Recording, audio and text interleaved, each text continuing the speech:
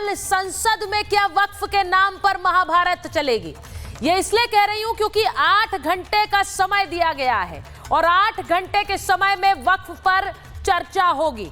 आपको बता दूं कि लोकसभा में कल वक्फ संशोधन बिल को पेश किया जाएगा।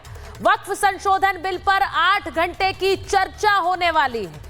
वक्फ संशोधन बिल आने वाला है, यानी उन सबको जवाब मिल गया है जो कहते रह रहे थे कि ये बिल आएगा तो मुसलमानों का सब छिन जाएगा। उन लोगों को जवाब मिल गया है जो कह रहे थे कि इस बिल को आने नहीं देंगे, जो ये कह रहे थे कि मुसलमान सड़कों पर खड़ा हो जाएगा लेकिन बिल को आने नहीं देगा। आज उन सबका प्रोपेगेंडा फेल हो गया है क्योंकि मुसलमान समुदाय के बड़े चेहरे अब समर्थन कर रहे हैं। अजमेर दरगाह शरीफ के सज्जादा नशीन आज हमारे साथ जुड़ेंगे, जो ये कह रहे हैं कि मुसलमानों को डरने की जरूरत नहीं है, ये बिल उनके हक में है। तो फिर सियासतदान कौन होते हैं जो ये कह रहे हैं कि इस बिल के आने से मुसलमानों की दरगाहें छिन जाएंगी, उनके मस्जिद छिन जाएंगे? ये बिल आएगा, उस पर 8 घंटे की चर्चा होगी और इस बिल के आने से पहले मैं आज आपको ऐसी पोल खोल रिपोर्ट दिखाऊंगी जिसे देखकर आप समझ जाएंगे कि सरकार को वक्फ संशोधन बिल लाने की जरूरत क्यों पड़ रही, एक गरीब को कैसे इससे फायदा होगा। वो रिपोर्ट को देखकर आप ये समझ जाएंगे कि सियासतदान जो भी कहते हैं वो कैसे अपने हक के लिए कहते हैं, आम मुसलमानों के हक के लिए नहीं कहते हैं। आज आपको बता रही हूं कि कल वक्फ संशोधन बिल आएगा, तो उससे पहले यह पोल खोल रिपोर्ट आपके लिए देखना बहुत जरूरी है। कैसे जो सियासतदान कहते हैं और जो आम मुसलमान पर बीतती है उसमें फर्क है। लेकिन आपको सबसे पहले यह भी दिखा देती हूं कि यह बिल पास होगा, इसमें अंक गणित क्या है यह भी आपको दिखाती हूं, क्योंकि बड़े बड़े चेहरे तो इसके खिलाफ खड़े हो गए। सोनिया गांधी इसके खिलाफ है, कांग्रेस पार्टी, असदुद्दीन ओवैसी खिलाफ है, अखिलेश यादव इसके खिलाफ है, ममता बनर्जी खिलाफ है। लेकिन लोकसभा का जो गणित है वो आपके स्क्रीन पर है। वक्फ का अंक गणित लोकसभा में समझ लीजिए 272 चाहिए इस बिल को पास होने के लिए। 298 बीजेपी और एनडीए के पास है क्योंकि चंद्रबाबू नायडू और नीतीश कुमार उनके साथ हैं, और वहीं विपक्ष के पास 233 है, यानी लोकसभा में यह बिल पास हो जाएगा। अब राज्यसभा की बात करती हूं। राज्यसभा में क्या है अंक गणित? राज्यसभा में इस बिल को पास करने के लिए 117 चाहिए, यानी 1/3, 2/3 नहीं, क्योंकि ये कॉन्स्टिट्यूशनल अमेंडमेंट नहीं है। कॉन्स्टिट्यूशनल अमेंडमेंट के लिए आपको 2/3 बहुमत चाहिए। इसीलिए राज्यसभा में भी विपक्ष के पास 119 और माफ कीजिए एनडीए के पास 119 और विपक्ष के पास 87 है, जिसका सीधा मतलब यह है कि राज्यसभा में भी यह बिल पास हो जाएगा। यानी कि वक्फ बिल संसद में कल आ रहा है और इसके आगे कोई रोड़ा नहीं है। इसीलिए एक बैठक भी हो रही है। मैं आपको सबसे पहले जरा सुनवाती हूं कि इस बिल के आने से और इसकी खबर के आने से कैसे हड़कंप मच गया है, बयान क्या आ रहे हैं, क्योंकि सियासतदानों के ये बयान सुनिए, उसके बाद वक्फ की पोल खोल रिपोर्ट आपको दिखाऊंगी। पहले सुनिए।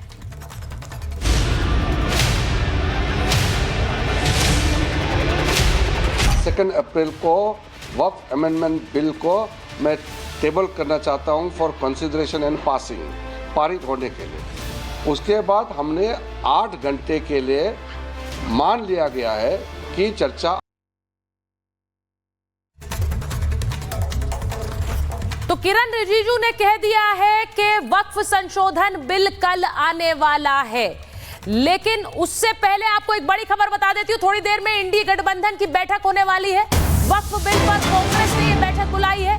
विपक्ष की बैठक वक्फ बिल पर होगी और अपनी रणनीति तय करने के लिए, यानी कल संसद में कैसे वक्फ बिल के खिलाफ अपना पक्ष रखना। आप जानते हैं जो बड़ी बड़ी पार्टियां हैं वो वक्फ संशोधन बिल के खिलाफ है। आप जानते हैं कि कांग्रेस इसके खिलाफ है, आरजेडी इसके खिलाफ है, अखिलेश यादव की समाजवादी पार्टी इसके खिलाफ है। ये सब इस वक्त संसद में एक बैठक कर रहे हैं। ये बड़ी खबर आपको बता रही हूं, वक्फ बिल पर अपनी रणनीति बना रहा है विपक्ष। तो ये इस वक्त आपको बड़ी खबर बता रही हूं। कल संसद में ये बिल आना है, उससे पहले विपक्ष की ये बड़ी बैठक है। लेकिन जो इन सियासतदानों को देख रहे हैं, जो ये कहते हैं कि सियासतदान ये कहते हैं मुसलमानों के खिलाफ है, वो जरा ये पोल खोल रिपोर्ट देखें। वो ये देखें कि कैसे गरीब मुसलमान वक्फ के चलते सिर्फ पिसता रहा है। जरा देखिए। पारदर्शिता है और बिल्कुल ट्रांसपेरेंसी से काम हो रहा है, तो उसमें कोई बुराई नहीं है। बस ये है कि मुस्लिम पर्सनल लॉ बोर्ड जैसे हर चीज में आवाज उठाता है, हर चीज में बात करता है, तो मुस्लिम पर्सनल लॉ बोर्ड को 70 सालों से ये भी आवाज उठाना चाहिए थी कि वक्फ की जो संपत्ति है, वक्फ की संपत्ति ऐसे गरीब मुसलमान को दी जाए जिनके पास में छत नहीं है। वक्फ की संपत्ति में ऐसे अस्पताल बन जाए जहां पर हमारे जो मुस्लिम कैंसर अस्पताल बन जाए, या कॉलेज बन जाए, यूनिवर्सिटी बन जाए, MBBS कर लें, पढ़ाई कर लें, एजुकेशन कर लें। इसके लिए हमारे किसी भी जिम्मेदार संस्था ने साथ नहीं दी। जैसे 20-25 साल पुराना वक्फ का रिकॉर्ड अगर हम ढूंढें तो देखते हैं कि जो मुसलमानों को पहले से जो पावर में था, मतलब ये कानून अगर सही था तो उससे पहले लोगों को कोई उसका बेनिफिट क्यों नहीं मिला। कई ऐसे लोग हैं जो गरीब हैं जिनको उसका मदद मिलना चाहिए, वो चीज नहीं मिली। कई जो लोग जो किराए पे रह रहे हैं वो आज तक अपने नए रेवेन्यू किराए करना जल्दबाजी है आपका? जी जल्दबाजी है, क्योंकि देखिए इससे पहले ही जब हम जो कानून है उसके अंदर ही लोगों को फायदा नहीं पहुंच रहा है। हो सकता है नए कानून से लोगों को फायदा। मैं इस बिल का स्वागत करता हूं क्योंकि मैं खुद एक औकाफ की प्रॉपर्टी में रह रहा हूं। मेरा फैमिली मैटर था चाचा को लेकर, मैं कई बार वक्फ बोर्ड गया, वहाँ मेरी कोई सुनवाई नहीं हुई। यहाँ तक फिर मुझे आखिर में जाके गवर्नमेंट का नहीं SDM के पास जाना पड़ा, उसके बाद जाके कहीं जाके सुनवाई हुई। वक्फ बोर्ड में कोई भी सुनवाई नहीं है। मतलब नए बिल से जैसे आपको फायदा हुआ और लोगों को हो सकता है? हो सकता है भाई, सुनवाई नहीं है ना। अब मेरे चाचा लड़ने को तैयार है, मैं उनको पैसे दे चुका हूँ, सारी चीजें कर चुका हूँ, उसके बाद वटने को एग्री नहीं है। तो इससे समझ में आता है गवर्नमेंट ही काम कर पाएगी, वक्फ बोर्ड कुछ नहीं कर पाएगा। और मैं आज इसीलिए कह रही हूं कि ये पोल खोल रिपोर्ट आप क्यों देखें, ये इसलिए देखें क्योंकि जो आम मुसलमान है वो पूछ रहा है all India Muslim personal law board ने हमारे लिए क्या किया है, जो आज ठेकेदार बनकर कह रहे हैं कि मुसलमान इसका विरोध करें। जो आम मुसलमान है वो ये बता रहा है हमारी जमीन कैसे हड़प ली गई, हमसे कैसे उस पर किराया लिया जा रहा है, जो और वो भी कई गुना ज्यादा। ये सब दिखाना इसीलिए जरूरी था क्योंकि कैसे एक आम मुसलमान को कोई फायदा नहीं हो रहा है। मैं आपको ये बता दूं कि इस वक्त मेरे साथ सैयद नसरुद्दीन चिश्ती जुड़ रहे हैं, जो कि उत्तराधिकारी हैं, सज्जादा नशीन है अजमेर दरगाह के। बहुत बहुत स्वागत आपका चिश्ती साहब। और सवाल मेरा सबसे पहले आपसे यही है कि आप एक ऐसी आवाज है मुसलमानों के लिए जो खुलकर कह रहे हैं कि इस बिल पर भरोसा करिए, जो कह रहे हैं कि इसमें कुछ गलत नहीं है, जो कह रहे हैं कि अफवाहों पर ध्यान न दें।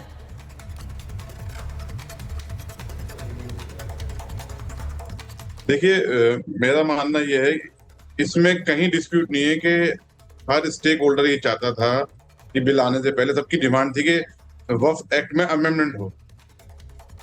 वक्फ एक्ट में अमेंडमेंट की बहुत सख्त जरूरत थी, लेकिन बिल आने के बाद में लोगों ने मुखालिफत शुरू कर दी।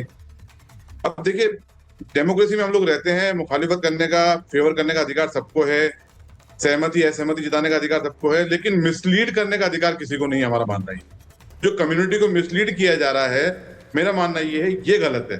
हो सकता है उसमें कुछ लॉ ऐसे हो जो लोग हंगामा बर्पा कर रहे हैं उनके अकॉर्डिंग ना हो, उनकी मंशा के अकॉर्डिंग ना हो, लेकिन इसके कतई ये माने नहीं है कि सरकार की नीयत ये है कि वो मुसलमानों के जो धार्मिक इदारे हैं उनको छीनने की प्रयास कर रही है, कोशिश कर रही है, ये गलत है। और मेरा मानना ये है कि जब सरकार आधिकारिक तौर पे पार्लियामेंट में कोई बयान दे रही है तो हमें उस पर यकीन करना चाहिए। पार्लियामेंट में दिए हुए बयान जो होते हैं वो आधिकारिक बयान होते हैं, उससे सरकारें प्रतिबद्ध होती हैं और पाबंद भी होती हैं। अब बाहर मीडिया में आके जो बयान दिए जा रहे हैं वो सिर्फ पर्सनल इंटरेस्ट के लिए, सेल्फ पब्लिसिटी के लिए, या कोई पॉलिटिकल स्टंट हो सकता है। मैं आपसे ये जरूर पूछूंगी क्योंकि आपके जरिए आज अफवाह क्या है और सच्चाई क्या है मैं ये भी लोगों को बताना चाहती हूं। बहुत से लोग कह रहे हैं कि मुसलमानों के मस्जिद छिन जाएंगे, मज़ारें छिन जाएंगी। आपको लगता है ये होगा? क्योंकि बहुत सी अफवाहें फैलाई जा रही हैं और लोगों को डराया जा रहा है कि सड़क पर उतरिए। क्या सच्चाई? देखिए, ये सिर्फ कयास लगाए जा रहे हैं और झूठे कयास लगाए जा रहे हैं। जब सरकार ने आधिकारिक तौर पे कह दिया है, होम मिनिस्टर ने आधिकारिक तौर पे कह दिया है, माइनॉरिटी मिनिस्टर ने आधिकारिक तौर पे कह दिया है कि किसी भी धार्मिक प्रॉपर्टी में हस्तक्षेप नहीं होगा। देखिए, जिन प्रॉपर्टी के डिस्प्यूट चल रहे हैं वो तो कोर्ट में पेंडिंग है, तो फाइनल एडजुडिकेशन वहीं से होना उसका। लेकिन यहाँ पर मजहब में मुदाखलत नहीं है, मेरा मानना ये है। देखिए, ये वक्फ एक्ट जो बना है वो भारत के संविधान के तहत बना हुआ है 1954 के अंदर। उसके बाद में इसमें बार बार में अमेंडमेंट होते रहे हैं, सबने अमेंडमेंट करे, सब सरकारों ने। अब ये सरकार आई है, जरूरत महसूस कर रही है अमेंडमेंट के लिए, क्योंकि वक्फ का जो मेन ऑब्जेक्ट होता है रिलीजियस, चैरिटेबल एंड पायस। आप हिंदुस्तान में ज्यादातर वक्फ प्रॉपर्टी जो है उस पर एंक्रोचमेंट है, कुछ लैंड माफिया ग्रुप है जिनके कब्जे में प्रॉपर्टी है, इसका रेंट करोड़ों की तादाद में आना चाहिए, उनका रेंट लाखों की तादाद में भी नहीं आ रहा, सिर्फ हजारों की तादाद में आ रहा है। अगर ये खालिस रिलीजियस मामला होता तो आज तक वक्फ बोर्ड के अंदर मुफ्ती और उलमाओं को अपॉइंटमेंट क्यों नहीं मिला? हर स्टेट में स्टेट गवर्नमेंट जिसकी भी आती है वो अपने पॉलिटिकल वर्कर को ऑब्लाइज करती है, उसमें मेंबरशिप अपॉइंट करती है। अभी मैं किसी बच्ची का एक इंटरव्यू सुन रहा था, वो बच्ची पब्लिक को स्टेटमेंट दे रही थी कि हमारे इस पे हुकूमत काबिज होना चाहती है और कंट्रोल करना चाहती है। तो इन वो अनअवेयर लोग हैं, इनको नॉलेज, उनको बताना चाहता हूं कि हिंदुस्तान में जब से वक्फ एक्ट बना है, वक्फ की तमाम प्रॉपर्टीज पे कंट्रोल हुकूमत का ही रहा है।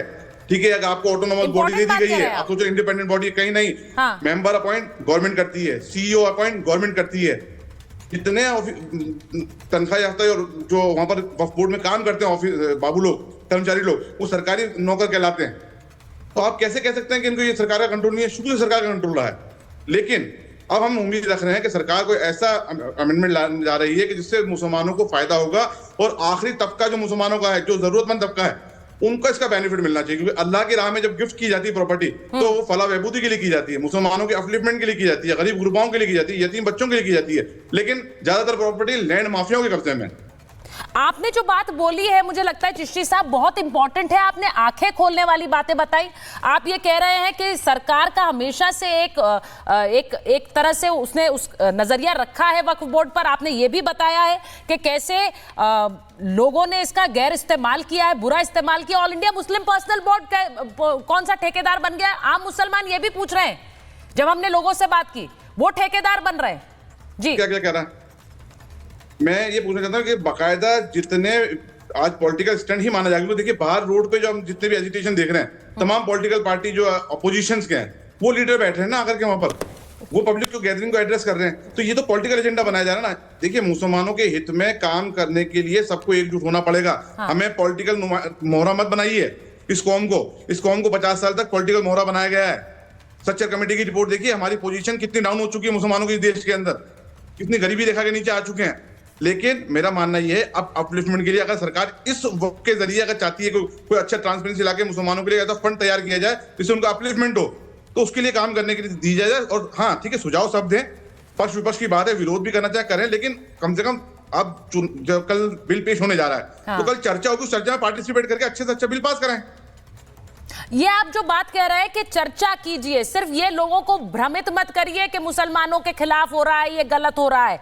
और मुझे लगता है सच्चर कमेटी ने भी इस बात की बात कही कि वक्फ में अमेंडमेंट होना चाहिए। वक्फ अमेंडमेंट, देखिए मैं देश के मुसलमानों को, देखिए बिल्कुल मैं मुसलमानों को एक अपील करना चाहूंगा, अगर मैं गलत हूं, क्योंकि ये वक्फ जो है वो अल्लाह का माल है, अल्लाह की मिल्कियत है, अगर मैं गलत हूं तो मेरे साथ बुरा होगा। ये मुसलमान सब ध्यान रखें, सबको अपनी अपनी आखिरत में हिसाब देना है। मैं मेरा हिसाब दूंगा, अगर किसी नाजायज तरीके से सपोर्ट कर रहा हूं तो मेरी नीयत भी है कि ट्रांसपेरेंसी होनी चाहिए। अगर हुकूमत इस एक्ट के अमेंडमेंट के बाद में ट्रांसपेरेंसी लाती है तो हम हुकूमत के खिलाफ भी हम बोलेंगे। लेकिन हमें एक उम्मीद जागी है, ट्रांसपेरेंसी आ रही है, हो सकता है इसके जरिए कोई फलाह बहबूदी के काम हो, क्योंकि अगर मैं गलत हूँ तो मुझे भी सजा मिलेगी, मरने के बाद सबको हिसाब देना है। तो वो सब मुसलमान जो लोग सेल्फ इंटरेस्ट दिखा के इसके अंदर अननेसेसरी कौम को गुमराह कर रहे हैं, वो सोच लें आखिरत में उन्हें भी हिसाब देना, आखिरत में मुझे भी हिसाब देना है। बहुत बहुत धन्यवाद चिश्ती साहब।